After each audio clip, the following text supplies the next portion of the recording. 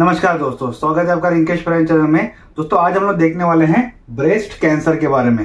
तो एक चीज मैं आपको पहले क्लियर कर लूं कि अगर आपको ब्रेस्ट के बारे में कुछ एनाटॉमी अगर आपको पूरा समझना है, पूरा डिटेल में उसका बात करनी है, तो उस पर ऑलरेडी मैंने एक वीडियो बना लिया हुआ है, मेरे चैनल पे है, जिसका नाम है हम देखते हैं कि जो ब्रेस्ट एनाटॉमी या फिर स्त्री स्तन का अंदरूनी भाग जो है वो किस तरीके से होता है। तो वो उसमें मैंने काफी डिटेल में पूरा बताया था कि वो स्ट्रक्चर किस तरीके से होता है, किस तरीके से लोब में मिल्क सिक्रेशन किस तरीके से होता है, फिर वो किस तरीके से डक्ट के थ्रू जो है वो फीडिंग होता है, हार्मोनल जो बदलाव आते हैं, तो वो सब मैंने डिटेल में उसमें बताया हुआ है। तो ये वीडियो समझने से पहले अगर आप वो वीडियो पहले देख लेते हैं तो हो सकता है ये वीडियो आपको और अच्छे से समझ में आए, पर मैं पूरी कोशिश करूंगा कि आपको ये वीडियो भी जो है वो इतने सिंपल तरीके से मैं आज डिस्कस करने वाला हूं कि ये वीडियो भी जो है वो आपको अच्छे से समझ में आने वाला है। तो ब्रेस्ट जैसे वुमेन्स में है, तो जैसे हम लोग पहले ही बात कर लेते हैं कि जो ब्रेस्ट कैंसर है ये वुमेन से रिलेटेड ही जो है टॉपिक रहने वाला है। तो ब्रेस्ट के अंदर जो स्त्री स्तन रहता है उसमें एक लोब्यूल्स रहते हैं जिनके अंदर जो दूध का निर्माण होता है, मिल्क सीक्रेशन का काम होता है, और वो एक मिल्क डक्ट के थ्रू जो है वो निपल के ओपनिंग तक आता है। निपल में छोटे छोटे पोर्स रहते हैं 15-20, जो कि वो डक्ट की ओपनिंग रहती है, बहुत ही माइन्यूट रहते हैं। आप वो चैनल पे जो वीडियो बना हुआ है वो उसमें आप विजिट करके पूरा देख सकते हैं, समझ सकते हैं। तो उसमें से जो एक दूध का जो एक लेयर है जो वो निकलता है जब फीडिंग के टाइम पे बच्चे को जो है फीडिंग करवाया जाता है। तो ये एक पार्ट हो गया। दूसरा है फैटी टिश्यूज जो रहती हैं, जो पूरे जो ब्रेस्ट रहता है उसमें पूरा सराउंडिंग रहता है, और उसी में ये लोब जो है वो अलग अलग इस तरीके से ट्री जैसा जो है वो बनता है, इस तरीके से रहते हैं। ये लोब्स रहते हैं, यहाँ पे पूरे फैट टिश्यूज जो है वो यहाँ पे रहते हैं। तो ब्रेस्ट जो साइज रहती है वो मैटर करती है कि अब जो व्यक्ति है उसमें फैट कितना, उसके बॉडी में फैट कितना है। तो उसमें भी जो है फैटी टिश्यूज जो है वो जितने जमा होंगे उतनी ब्रेस्ट साइज बड़ी दिखती है या छोटी दिखती है। ठीक है, इससे लोब्यूल्स को या जो डक्ट रहता है, जो मिल्क डक्ट रहता है, उसको कोई फर्क नहीं पड़ता है उससे। ठीक है, अब इसमें जो टॉपिक में आज हम लोग समझने वाले हैं वो उसके बारे में कि जो कैंसर के टाइप्स अलग अलग होते हैं उसके सब टाइप के बारे में हम लोग समझने वाले हैं। कुछ ब्लड टेस्टिंग जो आपने सुनी होंगी कभी अपने रिलेशन में, या फिर कभी डॉक्टर के यहाँ पे, या फिर आपके पास में कोई पर्ची देखी होगी आपने जो उसमें जो टेस्टिंग के बारे में बताई जाती हैं, वो हम लोग आज इसमें शेयर करने वाले हैं। इसका डायग्नोसिस किस तरीके से होती है, ट्रीटमेंट किस तरीके से होती है, इसके सिम्टम्स, और ये ब्रेस्ट का एग्जामिनेशन हम किस तरीके से, कोई लेडी जो है वो किस तरीके से कर सकती हैं। अपने ब्रेस्ट का एग्जामाइन करके उन्हें पता चल सकता है कि उनको कैंसर सेल जो है वो ग्रोथ हो गई है या नहीं हो गई है, वो कर सकती हैं। उसके बाद हम लोग इसके स्टेजेस के बारे में जो है वो बात करने वाले हैं। तो लोब्यूल्स रहता है, मिल्क डक्ट और फैट इसमें रहता है, जिसमें अभी आपको क्लियर किया। कॉजेस पहले समझ लेते हैं सिंपल में, जैसे कि एज 55 और 55 साल और उससे ज्यादा की उम्र रहती है उसमें रहेगा। फीमेल्स में ये होता है, सेक्स अगर देखा जाए तो। फैमिली हिस्ट्री सबलिंग में है, किसी भाई बहन को है, माता पिता को दादा कभी हुआ है, तो चांसेस हैं कि वो ट्रांसफर होता है। जेनेटिक्स हम देखते हैं कि जो BRCA1 BRCA2 जो रहते हैं, जो जीन्स रहते हैं, जो कि ब्रेस्ट कैंसर, यानी जिसे आप शॉर्ट फॉर्म देखें ब्रेस्ट कैंसर जीन, तो BR ब्रेस्ट का लिया हुआ, CA कैंसर का, वो मिला के ये बना है BRCA।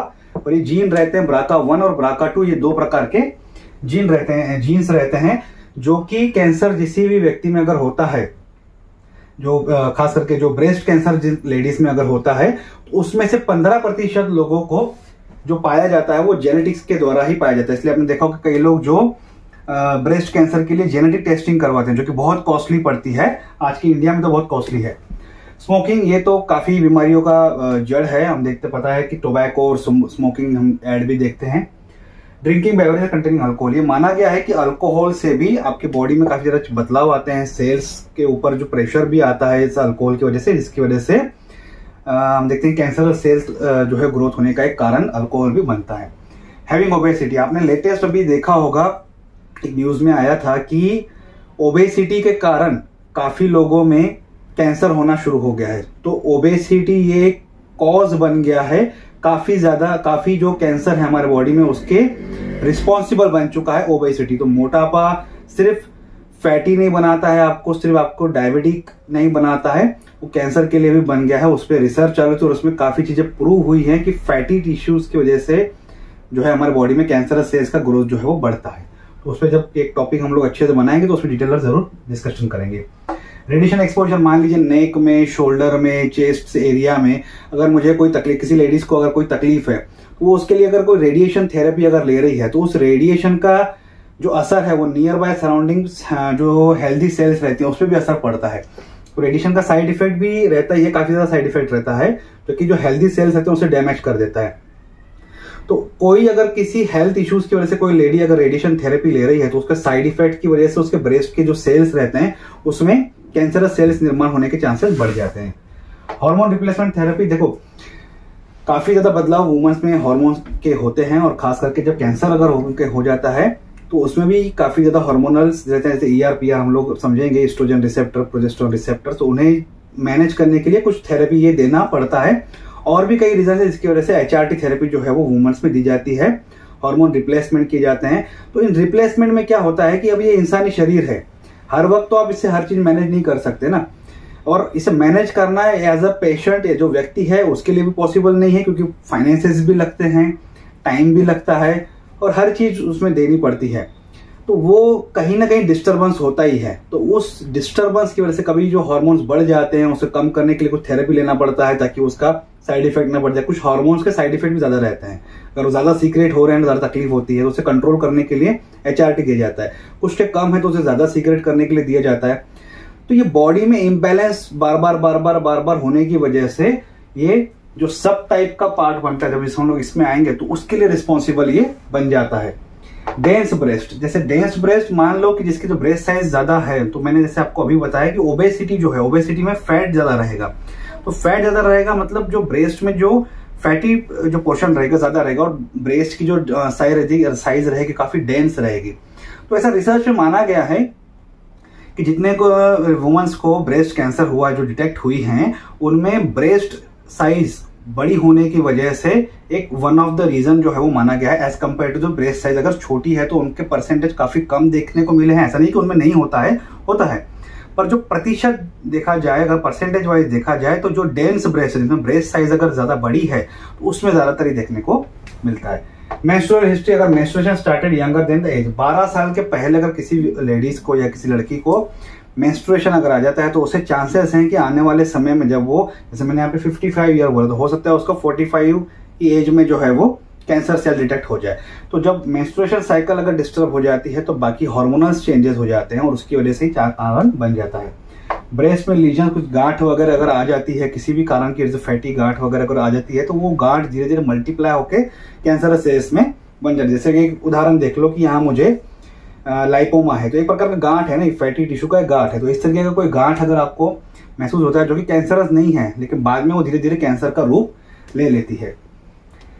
सिम्टम्स अगर देख लें तो अगर किसी लेडीज को पता करना है कि इसका किस तरीके से है तो वो सिम्टम्स क्या क्या ऑब्जर्व कर सकती हैं। तो पहले तो change in size and shape and contact of the breast. तो ब्रेस्ट का जो साइज है उसमें अचानक से बदलाव देखना है या फिर धीरे धीरे ग्रेजुअली भी अगर कोई बदलाव आ रहा है, एक ब्रेस्ट में ज्यादा आ रहा है दूसरे ब्रेस्ट में नहीं आ रहा है, तो वो एक है साइजेस बढ़ रही है उसकी। और देखते हैं कि जो उसका जो शेप है, जैसे कि जो ब्रेस्ट का एक प्रॉपर एक शेप रहता है, अगर वो मान लीजिए इस तरीके से ओवल है तो इस एक तरफ से वो निकल के आ रहा है तो ये शेप है वो डिस्टर्ब होता है। तो ये जब होता है तो ये भी एक साइन है, सिम्टम्स है कि ये समझने के लिए कि कुछ ना कुछ गड़बड़ जरूर है। अ मास और लम्प फील एज पी, एक जो हम देखते हैं ना मटर के दाने वगैरह जो रहते हैं उस साइज में अगर आप देख रहे हैं कि कुछ मुझे बदलाव है ब्रेस्ट साइज में या ब्रेस्ट के पोर्शन में कहीं पे भी, तो वो आपके लिए एक सिम्टम्स है समझने के लिए, साइन है समझने के लिए कि यहाँ पे कुछ गड़बड़ है, मुझे ट्रीटमेंट करवाना चाहिए। किस तरीके से चेक करेंगे हम लोग एग्जामिनेशन पॉइंट पे हम लोग डिस्कस करेंगे। A lump or thickening in the near your breast or your underarms that persist through your menstruation cycle. Menstruation cycle अगर चल रही है किसी लेडीज का, उस दौरान आपको कुछ ऐसा कड़कनेस महसूस हो रहा है, कुछ ऐसा लंप जैसा महसूस हो रहा है, उस दौरान आपको थोड़ा सा खिंचाव महसूस हो रहा है खास करके ब्रेस्ट और अंडर आर्म के एरिया में, तो ये भी एक सिम्टम है कि भाई कुछ यहाँ पे मुझे क्यों फीलिंग आ रही है मेंस्ट्रुएशन के दौरान, पहले क्यों नहीं होती थी। तो ये एक सिम्टम है कि आपको चांसेस हैं कैंसर होने के, ब्रेस्ट कैंसर होने के। A change in your look or feel of your skin on your breast or nipple, जो यहाँ की जो चमड़ी है, जो ऊपर की जो ब्रेस्ट की जो चमड़ी रहती है, जो स्किन रहती है वहां पे, या फिर निपल्स साइड में जो निपल्स की जो स्किन रहती है वहां पे अगर काफी बदलाव अगर आता है, वो रेड हो जाती है, स्वेलिंग हो जाती है, डिम्पलिंग और पकरिंग जैसे जो सिम्टम्स आते हैं, मतलब थोड़ा सा वो डिम्पल जैसे फील होगा, या फिर उसमें ड्राइनेस महसूस होगा, स्केली महसूस होगा, एकदम निपल साइड या इसके सेमी या स्किन ऐसा ड्राई महसूस होगी, या फिर उसमें रेडनेस काफी महसूस हो जाएगा, आपको स्वेलिंग ज्यादा महसूस हो जाएगा। तो ये एक सिम्टम्स हैं उसके। Marble like hardness under area under your skin, तो यहाँ की जो स्किन है वो मार्बल जैसी फीलिंग, मतलब हम सिंपल कह सकते हैं जो थोड़ा सा नम्बनेस लगता है, या फिर थोड़ा सा ऐसा कड़क लगता है कि यार यहाँ पे ऐसा थोड़ा सा ऐसा रफ क्यों लग रहा है, ऐसा टाइटनेस क्यों लग रहा है, ऐसा टाइट जैसा जो लगता है, वो अगर फीलिंग आ रही है तो ब्लड स्टेन्स और clear fluid discharge from your nipple, तो निपल में से अगर आपको व्हाइट डिस्चार्ज हो रहा है, ग्रीन डिस्चार्ज हो रहा है, रेड डिस्चार्ज हो रहा है, या येलोइश टाइप कुछ अगर डिस्चार्ज हो रहा है, तो ये काफी ज्यादा सीरियस कंसर्न है, उसमें आपको तुरंत कंसल्ट करना चाहिए। अब ब्रेस्ट सेल्फ एग्जामिनेशन स्टेप्स, तो ब्रेस्ट का सेल्फ एग्जामिनेशन हम लोग किस तरीके से, कोई लेडी जो है वो किस तरीके से कर सकती है। मान लीजिए एक बंद कमरे में वो जाती हैं और एक मिरर के सामने वो खड़ी होती हैं, अपने जो ब्रेस्ट है वो कपड़े उतार के पूरा देखती हैं। तो ब्रेस्ट को पहले तो उन्हें ऑब्जर्व करना है मिरर के सामने कि उनके जो ब्रेस्ट साइज में कुछ बदलाव है क्या, शेप में कुछ बदलाव है क्या, कुछ डिस्चार्ज वगैरह कुछ हो रहा है क्या, उन्हें कैसा फील करना है कि ओवरऑल वो कैसा लग रहा है। ठीक है, फिर इस तरीके से वो हाथ वो कर सकती है, ये खड़े होके भी कर सकते हैं, यहाँ पलंग पे जब लेट जाते हैं तो हम लोग इस तरीके से जैसे हाथ नीचे से करके सोते हैं, तो इस तरीके से हाथ करके वो यहाँ पे अंडर आर्म जो है वहां पे चेक करके इस तरीके से अपने पूरा रोल ऑन कर सकते हैं, अप टू डाउन और यहाँ से डाउन टू अप, इस तरीके से वो पूरा चेक कर सकते हैं। ठीक है, अगर उन्हें कुछ लंप वगैरह महसूस होता है, अगर नहीं तो नॉर्मल जैसा लग रहा है तो कोई प्रॉब्लम नहीं, पर वो रेगुलर बेसिस पे हर 2 महीने 3 महीने में इस तरीके से चेक करती हैं, तो हार्डली वो सिंपल स्टेप से अंदाजा कर सकते हैं। अब आते हैं थोड़ा सा प्रेसिंग करने का इसमें, तो एक है कि वह नीचे से यहाँ पे हाथ रख लिया और ऊपर से यहाँ से हाथ रख के देख लिया कि भाई कुछ लंप महसूस हो रहा है क्या, नहीं, तो फिर यही है, इस तरीके से हाथ रखना है यहाँ पे ऐसा, और फिर ये रोल ये इस तरीके से हाथ करना है। ठीक है, ये यहाँ से लेके ऐसा, और एक है इसमें से भी और एक रोल करना है, यानी कि ये हाथ यहाँ पे रख दिया और यहाँ पे रख दिया, तो ये प्रेस करना है इस तरीके से, ये इस तरीके से हमें ये कोई लेडी को प्रेस करके चेक करना है कि उनके ब्रेस्ट में कुछ बदलाव है क्या, या कुछ उनका डिस्चार्ज हो रहा है, तो इस तरीके से वो एग्जामाइन कर सकते हैं। Type of the breast cancer, तो किस तरह के कितने टाइप के ब्रेस्ट कैंसर रहते हैं, तो पहले देख लेते हैं कि कॉमन कौन से हैं, फिर उसके बाद लेस कॉमन कौन से हैं, फिर उसके जो सब टाइप है। ठीक है, सबसे ज्यादा कॉमन है invasive infiltrating ductal carcinoma. The IDC starts in your milk duct and spread to your nearby tissue. तो इन्फिल्ट्रेट हो रहा है मतलब एक जगह जहां से वहां पे दूसरी जगह इन्फिल्ट्रेट वहां पे जो घुस रहा है। इन्वेसिव डक्टल कार्सिनोमा मतलब मिल्क डक्ट पे शुरुआत हो, जो ऐसे डक्ट जहां पे मिल्क सिक्रेशन होके निपल की तरफ जा रहा है, जो डक्ट रहते हैं वहां पे वो शुरुआत होता है और धीरे धीरे वो बाकी के सराउंडिंग टिश्यूज में बढ़ता जा रहा है, और ये सबसे ज्यादा कॉमन जो है वो ये माना जाता है। Lobule breast cancer start in the milk producing glands, जो लोब मैंने आपको बताए थे, in your breast and often spread to nearby breast tissue. देखिए अगर कंफ्यूजन हो रहा है तो मैं क्लियर कर लेता हूं, इस तरीके का ब्रेस्ट साइज रहता है, ये लोब्यूल्स रहते हैं, यहां से डक्ट निकलता है। ठीक है, और यहाँ पे नीचे बाजू की तरफ फैट रहता है पूरा, और ये रहता है निपल। ये लोब्यूल रहते हैं जहां पे मिल्क सीक्रेशन होता है, ये डक्ट रहता है जहां से जो मिल्क बना हुआ है वो इसके थ्रू निपल की तरफ जाता है। तो पहला जो हमने देखा वो यहाँ पे डक्ट में होता है, फिर बाद में धीरे धीरे फैलता है। दूसरा lobular breast cancer start in the milk producing glands in your breast and often spread to the nearby breast tissue. फिर दूसरा है यहाँ पे होगा और फिर धीरे धीरे वो फैलेगा, ये भी बहुत कॉमन है। Ductal carcinoma in situ, in situ का मतलब क्या है कि वो उसी पोर्शन पे रहेगा, वहां से हिलेगा नहीं। इन सीटू का मतलब ये रहता है अपनी पोजीशन पे ही रहेगा, अपने पोर्शन पे ही रहेगा। लाइक आईडीसी यानी कि इसके हिसाब से the breast cancer starts in your milk duct but doesn't spread beyond. यहाँ पे क्या होता है आईडीसी में, यहाँ पे डक्ट में शुरू होगा और बाजू में फैलेगा, लेकिन ये इन सीटू है मतलब एक ही जगह पे वो पोर्शन पे रहेगा। तो डीसीआईएस जो रहेगा वो इसी में डक्ट में शुरू होगा कैंसर, लेकिन ये बाजू के एरिया में नहीं फैलेगा। अब लेस कॉमन देख लेते हैं। तो triple negative breast cancer TNBC, this invasive cancer is aggressive and spread more quickly than other breast cancer. तो ये प्रतिशत इसका कम है, लेस कॉमन है, लेकिन अगर ये हो जाता है तो काफी इन्वेसिव है, जो कि बहुत ड्रेस्टिकली ये बढ़ता है ब्रेस्ट में और धीरे धीरे सराउंडिंग एरिया में बढ़ना शुरू होता है। Inflammatory breast cancer, rare but fast growing cancer, looks like rashes on your breast. तो ब्रेस्ट के सराउंडिंग एरिया में कुछ अगर रैशेस लग रहे हैं, थोड़ा सा लाल लालपन अगर इस तरीके से लग रहा है, तो चांसेस हैं कि वो इन्फ्लामेटरी मतलब सूजन है, रेडिशनेस अगर लग रहा है तो वो है। और रेयर है बट ये फास्ट ग्रोइंग, अगर किसी को होता है तो बहुत तेजी से ये बढ़ता है।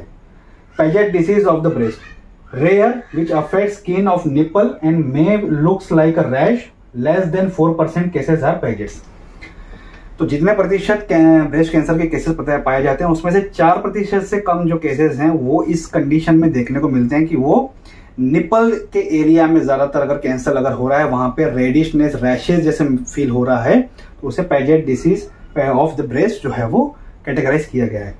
अब आते हैं सब टाइप पे। सब टाइप जो रहता है ये हार्मोनल बेसिस जो रहता है, आपने सुना होगा कि ER, PR, HER2 इस तरीके के जो ब्लड टेस्ट करवाए जाते हैं या फिर ब्लॉक्स की जो एक टेस्टिंग जो है वो करवाई जाती है, ताकि ये पता लगाया जा सके कि इसमें कैंसर की प्रतिशत जो है वो कैसा है। So it is classified on the basis of receptor cells. There are protein molecules in or on the cell surface which attract or attach certain substances in your blood, including hormones. Estrogen, progesterone. Estrogen, progesterone helps to cancer cells to grow. तो इसको कैसे किया गया है कि जो receptor cells रहते हैं, रिसेप्टर्स मतलब एक सेल रहता है, ये सेल हो गया, इस पे इस तरीके के रिसेप्टर्स रहते हैं, ये बाहर की तरफ भी रहते हैं, अंदर की तरफ भी रहते हैं, ठीक है, in and on the cells में रहते हैं। ये क्या करते हैं, कुछ चीजों को अट्रैक्ट करते हैं। रिसेप्टर्स क्या करते हैं, अट्रैक्ट करते हैं, आओ हमसे जुड़ो, और सेल के अंदर जाके जो भी डेवलपमेंट, जो भी डैमेज है वो इसके थ्रू होता है, वो रिसेप्टर के थ्रू फिर वो अंदर जाते हैं, ठीक है। जो मैंने HIV साइकिल बताया था उसमें ये रिसेप्टर्स के बारे में मैंने बहुत अच्छे से समझाया था। तो ये रिसेप्टर्स उसमें काफी रोल जो है वो अच्छा प्ले करते हैं। तो ये रिसेप्टर क्या करते हैं, ईस्ट्रोजन प्रोजेस्टेरोन को भी जो है वो अट्रैक्ट करते हैं, अटैच करते हैं। और ईस्ट्रोजन प्रोजेस्टेरोन अगर ज्यादा आ जाता है इन सेल्स पे, तो वो रिस्पॉन्सिबल रहता है कैंसरस सेल्स को ग्रो करने में, वो एनवायरनमेंट दे देता है, एक हेल्प दे देती है। इसीलिए HRT थेरेपी देना पड़ता है। किसी में अगर ER PR काफी ज्यादा बढ़ गया है तो उसे लोअर करने के लिए HRT थेरेपी जो है वो, हार्मोनल रिप्लेसमेंट थेरेपी जो है वो दी जाती है। तो अब मान लीजिए कि ये ER PR का खेल कैसा है वो समझ लेते हैं। ER पॉजिटिव है, ERP आएगा, PR पॉजिटिव यानी PR प्लस आएगा, HR पॉजिटिव। तो ER पॉजिटिव में क्या रहेगा, जो ईस्ट्रोजन के जो रिसेप्टर्स हैं वो प्रेजेंट रहेंगे। PR पॉजिटिव मतलब क्या रहेगा, प्रोजेस्टेरॉन के जो रिसेप्टर्स हैं वहां पे प्रोजेस्टेरॉन जो है वो देखने को ज्यादा मिलेगा। और HR पॉजिटिव मतलब दोनों दिखेंगे, ईस्ट्रोजन भी और प्रोजेस्टेरॉन भी। HR निगेटिव मतलब दोनों नहीं है, ठीक है। HER2 पॉजिटिव यानी HER2, ठीक है, प्लस जो रहता है, ये जितने भी केसेस पाए जाते हैं, जैसे मैंने आपको बताया यहाँ पे भी जो ब्राका वगैरह, ये उसी से ही रिलेटेड है, ठीक है। तो उसमें 15% लोग जो हैं वो उसमें ये पॉजिटिव पाया जाता है, और ये काफी डेंजरस है। ह्यूमन एपिडर्मल ग्रोथ फैक्टर यानी कि HER, human epidermal growth factor receptor 2, ये मेटास्टेटिक ब्रेस्ट कैंसर की कैटेगरी में आता है। मतलब अगर ये कंडीशन हो जाती है तो ये ब्रेस्ट से फैल के बोन्स में चला जाएगा, लंग्स में चला जाएगा, ब्रेन्स में चला जाएगा, ये बहुत तेजी से ये फैलना शुरू हो जाता है। तो ये काफी डेंजरस है, ये कंडीशन काफी सीवियर अगर किसी लेडीज में HER2 पॉजिटिव अगर आ जाता है तो ये ब्लड टेस्ट में भी किया जाता है, और कुछ बायोप्सी निकाली जाती है। बायोप्सी मैंने पहले बताया, किसी पोर्शन कट करके उसका टेस्टिंग किया जाता है, उसके बाद उसको एक ब्लॉक वगैरह पैराफिन ब्लॉक्स बनाए जाते हैं उसके, और उसका इम्यूनोहिस्टोकेमिस्ट्री होता है जिसमें ये पता लगाया जाता है कि इसमें ER PR HER2 पॉजिटिव है या नहीं है। डायग्नोसिस किस तरीके से कर सकते हैं, फिजिकल एग्जामिनेशन जो मैंने आपको अभी बताया। मेमोग्राम के मैंने वीडियो बनाया था कि एक तरह का एक स्टैंड रहता है, ठीक है, यहाँ पे एक स्टैंड आपके ब्रेस्ट के और हाइट के हिसाब से सेट किया जाता है, एक प्रकार का स्कैन रहता है, ठीक है। तो यहाँ पे प्लेट रहती है, नीचे प्लेट रहती है, तो वो क्या करती है, दोनों प्लेट इस तरीके से सामने आती हैं, जो ब्रेस्ट को काफी प्रेस करती हैं, ताकि वो जो स्कैन आ जाए, वो जो ग्राफ आ जाए, इसका जो कंप्यूटर पे जो उसका जो ग्राफ आ जाए, इमेज आ जाए, वो काफी क्लियर आ जाए। उसमें काफी पेन भी होता है किसी लेडीज को, क्योंकि वो प्रेस कभी कभी बहुत जोर से भी किया जाता है, ताकि अगर इमेज अगर प्रॉपर नहीं आती है तो उसे प्रेशराइज भी किया जाता है, तो उसको कहा जाता है मेमोग्राम। ब्रेस्ट अल्ट्रासोनोग्राफी की जाती है, अल्ट्रासोनोग्राफी के ब्रेस्ट की MRI स्कैन भी की जाती है। ब्रेस्ट की बायोप्सी मैंने बताया कि किसी भी पोर्शन का अगर स्टडी करना है किसी पार्ट का, तो उसे कट करके निकाल के दिया जाता है। और ये मैंडेटरी भी है कि अगर किसी को कैंसर दिख रहा है, या फिर कोई भी शरीर का कोई भी हिस्सा अगर शरीर के बाहर निकल रहा है, जैसे अपेंडिक्स निकल रहा है, कोई यूटेरस पूरा निकाल लेता है, तो उसको एक रूल के द्वारा उसे कैंसर डिटेक्शन के लिए भेजना ही भेजना है। ये एक हमारे इंडियन गवर्नमेंट का एक रूल है, हेल्थ मिनिस्ट्री का, भले नहीं है पर उसका जांच होनी चाहिए कि ये हिस्सा निकलने में इसमें कैंसर है या नहीं, क्योंकि ये डाटा एक बनाने के लिए उनको काम आता है। ISC फॉर हार्मोन रिसेप्टर, जो मैंने आपको यहाँ पे बताया, ISC इम्यूनोहिस्टोकेमिस्ट्री किया जाता है ब्लॉक्स वगैरह बनाने के लिए, ताकि ये हार्मोन्स को पता करने के लिए इम्यूनोहिस्टोकेमिस्ट्री जो किया जाता है, हिस्टोपैथ के एक एडवांस है, इम्यूनोहिस्टोकेमिस्ट्री किया जाता है। जेनेटिक टेस्टिंग जो मैंने आपको बताया कि काफी अगर जीन्स का अगर प्रॉब्लम है, यहाँ पे अगर डिटेक्ट होता है कि जेनेटिक के कारण हुआ है, तो वो टेस्टिंग करवाते हैं उसको कंफर्मेशन के लिए, इसका BRCA 1 और 2 को डिटेक्ट करने के लिए। तो ये जो टेस्टिंग है काफी कॉस्टली है, ये बजट में हर किसी के आती नहीं है, और इंडिया में तो काफी कॉस्टली है। मिडिल क्लास बंदा ऐसे अफोर्ड नहीं कर सकता है, तो फिर उसे काफी कुछ बेचना पड़ेगा, तब जाके वो सिर्फ टेस्टिंग के पीछे लगा सकता है, फिर उसकी ट्रीटमेंट, तो ये तो काफी कॉस्टली है। और पता नहीं मुझे कि NCI में ये अभी अवेलेबल है या नहीं, तो अगर है तो बहुत अच्छी बात है, क्योंकि NCI में शायद ये अभी तक नहीं है, जहां तक मुझे पता है। नहीं, NCI मतलब नेशनल कैंसर इंस्टीट्यूशन के जो हॉस्पिटल जो बन रहे हैं। ट्रीटमेंट मैस्टेक्टोमी किया जाता है, लंपेक्टोमी और ब्रेस्ट रिकंस्ट्रक्शन, ये 3 तरह का ट्रीटमेंट जो इनिशियली किया जाता है। मैस्टेक्टोमी यानी कि पूरा ब्रेस्ट निकाल लो, फेंक दो, उसे हटा दो, और विदाउट ब्रेस्ट जो है वो उस लेडी को रहना पड़ता है, ठीक है, जो भी ब्रेस्ट में रहता है। लंपेक्टोमी अगर लम्प्स वगैरह में अगर हुआ है, जो हम देखते हैं कि लोब्यूल्स या लंप वगैरह में हुआ, तो इसको ही जहां पे हुआ है, इन शॉर्ट उस पोर्शन को निकालो, उस लम्प्स को निकाल लो, और उसके सराउंडिंग में जो हेल्दी सेल्स है उसको भी सेफर साइड्स के लिए उसे भी निकाला जाता है, ठीक है।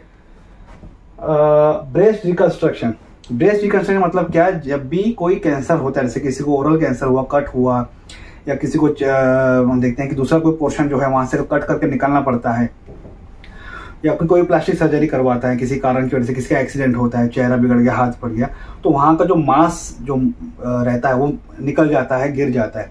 उसे फिलअप करने के लिए, उसे प्रॉपर करने के लिए, जो हमारा थाई पोर्शन है, जहाँ पे सबसे ज्यादा फैट हम लोग देखते हैं, वहां से वो मांस को जो है वो निकाला जाता है और वो वहां पे लगाया जाता है। तो सेम ब्रेस्ट के रिकंस्ट्रक्शन में किसी का अगर ब्रेस्ट काट के अगर दिया हुआ है, तो देखो ब्रेस्ट जो है ना, एक वुमन का एक प्रेजेंट एक कॉन्फिडेंस भी उसके उस ब्रेस्ट से एक लेडी को आता है, जब उसकी पर्सनैलिटी में अगर इस तरीके से रहता है। तो कुछ लोगों को कैसा लगता है कि अगर एक साइड का ब्रेस्ट अगर कट जाता है, तो उनकी पर्सनैलिटी में काफी ज्यादा फर्क जो है वो आ जाता है।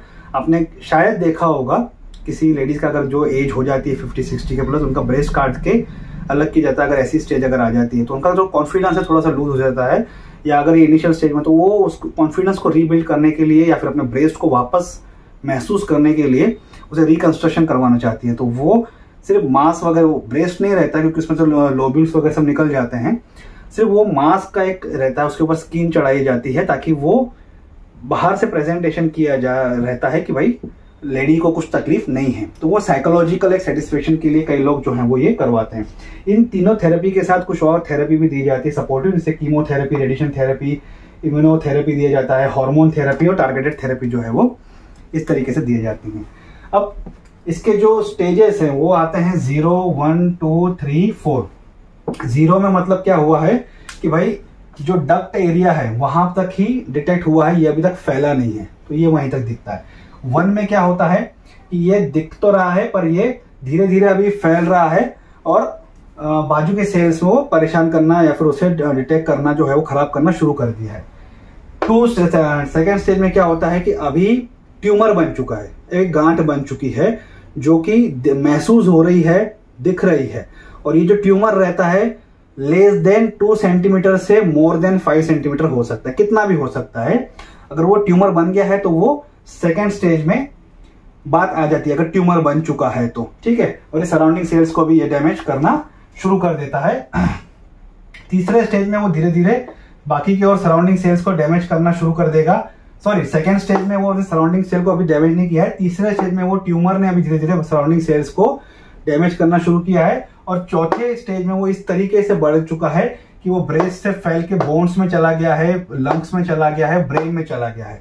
वो फोर्थ स्टेज जिसे हम लोग कहते हैं लास्ट स्टेज, की अभी वो फैलना शुरू हो गया है, एक हिस्से से दूसरे हिस्से में जाना शुरू हो गया है। तो ये अलग अलग जो है उसकी स्टेजेस रहती हैं। तो आई होप कि आपको ये इन्फॉर्मेशन आज काफी हेल्पफुल हुई होगी, जो मैंने आपको आज ये ब्रेस्ट कैंसर के बारे में बताया। अगर आपको ये वीडियो अच्छा लगता है, अगर ये आप तक पहुंचता है, अगर आपको इन्फॉर्मेटिव लगता है, तो प्लीज इसे ज्यादा से ज्यादा शेयर कीजिएगा, इसको ज्यादा से ज्यादा इन्फॉर्म करने की कोशिश जरूर कीजिएगा। अगर आपको लगता है कि इसमें और थोड़ा डिटेल होना चाहिए, कुछ इन्फॉर्मेशन मिसिंग है, प्लीज मुझे कमेंट में जरूर शेयर कीजिएगा, मैं उसमें और अपडेट्स आपको जरूर दूंगा। आज का टॉपिक यहीं तक था। आई होप आपको आज का वीडियो अच्छा लगा होगा। वीडियो अच्छा लगे तो लाइक और शेयर जरूर कीजिएगा। अगर आपको कमेंट है तो कमेंट बॉक्स में कमेंट कर सकते हैं। मुझे इस चैनल को सपोर्ट करने के लिए प्लीज सब्सक्राइब कीजिए। Thank you.